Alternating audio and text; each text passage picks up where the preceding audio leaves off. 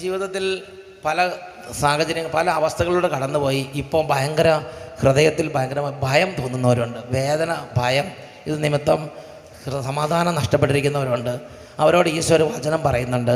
ഹെബ്രായ 13:5 നിങ്ങളിത് എഴുതി വെച്ചോ, നിങ്ങളോട് പറയുന്നതാണ്. ഹെബ്രായ 13:5 ഭയം തോന്നുന്നവരോടും ഹൃദയത്തിൽ പറഞ്ഞറിയിക്കാൻ പറ്റാത്ത ഒരു വേദനയുടെ ഒരു ആധിക്യ നിമിത്തം സങ്കടപ്പെടുന്നവരോടും ഈശോ ഒരു വചനം ഇപ്പോൾ തരുന്നുണ്ട്.